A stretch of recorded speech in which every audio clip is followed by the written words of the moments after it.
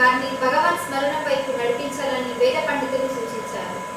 గురువారం బుడతగూడెంలోని అష్టలక్ష్మి కామాఖ్యాదేవి ఆలయంలో విగ్రహ ప్రతిష్టాపన పూజలు ముగిసింది. గత 3 రోజులుగా ఆలయంలో నూతన విగ్రహ ప్రతిష్టాపన పూజలు ఘనంగా నిర్వహించారు. ఈ సందర్భంగా ఆలయంలో ప్రత్యేక అభిషేకాలు, ప్రత్యేక పూజలు వేద పండితులు నిర్వహించారు. ఈ సందర్భంగా వారు మాట్లాడుతూ, మనందరం సుఖ సంతోషాలతో ఉండాలంటే దేవుణ్ణి పూజించాలని, ఎందుకోసం ప్రతిరోజు దేవుణ్ణి స్మరించాలని, అప్పుడు మన ఆధ్యాత్మిక జీవనం బాగుంటుందని పేర్కొన్నారు. పిల్లల్ని చిన్నప్పటి నుండి ఆధ్యాత్మిక జీవితం వైపు మళ్లించాలని, అప్పుడే వారిలో సంస్కారం పెరుగుతుందని సూచించారు. ఆలయ పూజారి సతీష్ భవానీ మాట్లాడుతూ, మంచిర్యాల జిల్లాలో ఎక్కడా లేని విధంగా బుడతగూడెంలో అష్టలక్ష్మి కామాఖ్య దేవాలయాన్ని స్థాపించడం జరిగిందని, ప్రజలంతా దేవతామూర్తులకి పూజలు నిర్వహించి వారి ఆశీస్సులు పొందాలని సూచించారు. ప్రతి మనిషికి కోరికలు ఉంటాయని, ఆ కోరికలు నెరవేరాలంటే భగవంతుని ఆశీస్సులు తప్పనిసరి అని సూచించారు. ఈ కార్యక్రమంలో భక్తులు అధిక సంఖ్యలో పూజల్లో పాల్గొన్నారు. పూజిత అంటే ఏంటంటే అందుకే శ్రీ విద్య ఉపాసనని ఉత్తిష్ట విద్య అంటే ఏంటంటే గొప్ప శిష్టులను తయారు చేసే విద్య. అందుకే ఉత్ ప్లస్ శిష్ట ఈజ్ ఈక్వల్ టు ఉత్తిష్ట. శిష్టులు అంటే ఎవరండి అని అంటే మనం అందరం వింటూ ఉంటాం, గురువు గారి దగ్గర శిష్యులు ఉన్నారు అని చెప్పి. శిష్య అంటే అయితే శిష్ట అన్న పదం వికృతి, మనకి తెలుగులో ప్రకృతి వికృతి మీరు విన్నారు కదా. గురువు గారు ఏం చెప్తారు అది చేద్దాము అని చెప్పేసి అక్కడ ఏం చేస్తూ ఉంటారట, నుంచుని చూస్తూ ఉంటారట. పైగా గురువుకి ఏమైనా అవసరాలు ఉన్నాయనుకోండి ఆశ్రమంలో, ఇవన్నీ తీరుస్తూ గురువు గారు సేవ చేస్తూ అంటారట. మరి శిష్యుడి మధ్యలో 3 న్యాయాలు ఉంటాయట. ఆ 3 న్యాయాలు ఏంటి అంటే, ఫస్ట్ గురువు మంత్రం ఇవ్వగానే గురువు మన మీద ఉపయోగించే న్యాయం పేరు మార్జాల న్యాయము అని పిలుస్తుంది. అది పిల్లల్ని కందనుకోండి, ఆ పిల్లల్ని పట్టుకుని అన్నూళ్ళు తిప్పుతూ ఉంటుంది. ఏ ఇంటికి వెళ్ళి, అందుకే పిల్లి పిల్లల్ని 7 ఇళ్ళు తిప్పుతుంది. ఆ 7 ఇళ్ళు తిప్పడం అంటే అర్థం ఏమిటి అంటే 7 చక్రాలని దాటిస్తాడు. మంత్రం గురువు ఏ మంత్రం ఇచ్చినా సరే మనకి ఇంకొకటి ఉంటుంది. ఏదైనా ఒక ఆశ్రమానికి వెళ్ళాం అనుకోండి, వెళ్ళగానే గురువు ఫస్ట్ మంత్రం ఇచ్చినప్పుడు హ్యాపీగానే తీసుకుంటాం, కానీ పక్కన మనలాంటి వాళ్ళే ఉంటారు. జో తెలియక వాళ్ళతో మాటలు మొదలు పెడతాం. మాటలు మొదలుపెట్టి ఏం చేస్తాంట, గురువు గారు నీకేం నాకు చెల్లది, ఈ గొడవలో పడి మనం చేయడం మానేసింది ఏంటి. మంత్రం ఎలా ఉంటుంది అని అంటే, మన పూర్వజన్మలో మనం ఇంతకు ముందు ఏ మంత్రాన్ని అయితే చేసామో దాన్నే మనకి.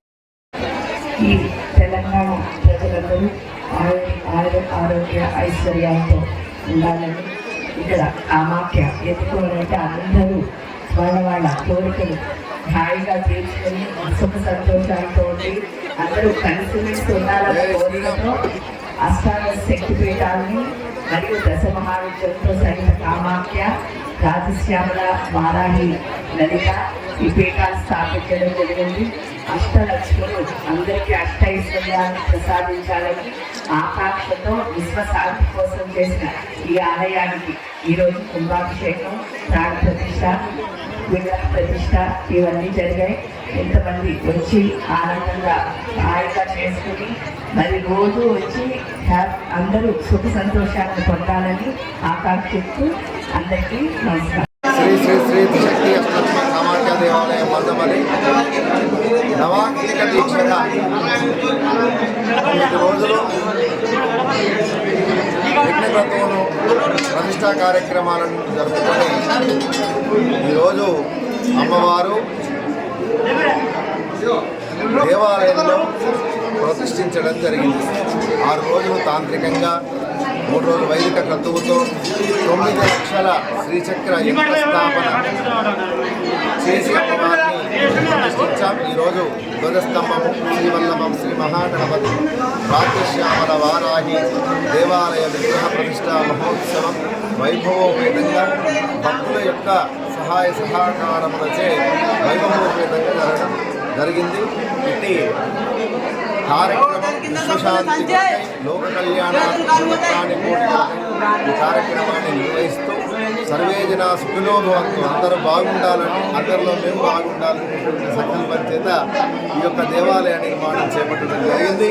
ఈ దేవాలయంలో ఆ జగన్మాత కామాఖ్యాదేవి స్వయం ఆరాధన విధానంతో అమ్మవారు ప్రతిష్ఠితమై భక్త మనోభీష్టప్రదాయినిగా విలసిల్లుతూ భక్తుల మనోభీష్టాలను తీరుస్తూ ఆ జగన్మాత అందరికీ కూడా ఇంటికి ఇలవేలుపై కొంగు బంగారమై కోరినట్టులను తీర్చేటటువంటి కామాఖ్యాదేవిగా విలసిల్లుతూ ఉంది. శ్రీమాత్రే నమః.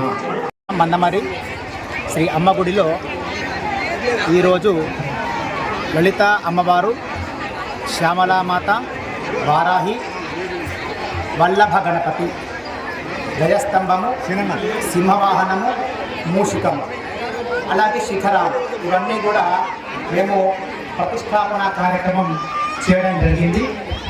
గత 9 రోజుల నుంచి కూడా నవాన్నికముగా ఈ ప్రతిష్టాపన కార్యక్రమం జరుగుతూ గత 3 రోజుల నుంచి కూడా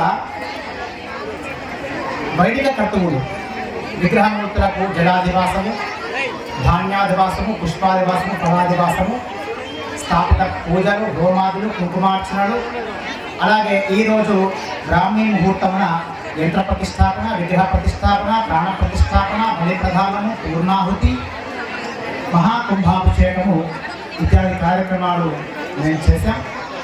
ఇటు కార్యక్రమానికి విశేష ధన రూపేణ, వస్తు రూపేణ సహకరించిన అందరికీ కూడా మా అమ్మగుడి తరఫున ప్రత్యేక ధన్యవాదాలు తెలుపుతూ, ఇంకా ఈ దేవాలయంలో శివాలయము, అనంత పద్మనాభ స్వామి దేవాలయము, క్షేత్రపాలకుడు ఇవన్నీ కూడా ఇంకా నిర్మాణంలో ఉన్నాయి. అవన్నీ కూడా త్వరలోనే ప్రతిష్టాపన చేసుకోబోతున్నాం. అందరూ కూడా మీకు ఎప్పుడు సమయం ఉంటే అప్పుడు అమ్మ గుడి స్వాగతం పలుకుతోంది. భక్తులందరూ కూడా మీరే కాకుండా పిల్లలను కూడా తీసుకొని రండి. ఎందుకంటే పిల్లలకు సంస్కారం చాలా మంచిది. మన ఇప్పుడు సంస్కారం నేర్పితేనే మనకు భవిష్యత్తులో పిల్లలు మంచి వాళ్ళుగా తయారవుతారు. మనం గొప్పవాళ్ళుగా ఉండాలనుకుంటున్నాం కానీ మంచి వాళ్ళుగా ఉండాలనుకోవట్లేదు. మంచివారుగా తయారు కావాలి అంటే మనం సంస్కారంగా పిల్లలను పెంచాలి. ఆధ్యాత్మికమైన జీవితంలో ఉంచితే పిల్లలు సంస్కారంగా సాత్విక లక్షణాలతో ఉంటారు. మరి భక్తులందరూ కూడా ఎప్పుడు వీలుంటే అప్పుడు మా అమ్మ గుడికి వచ్చి అమ్మవారిని దర్శనం చేసుకోండి. హరి ఓం తత్సత్ ఓం.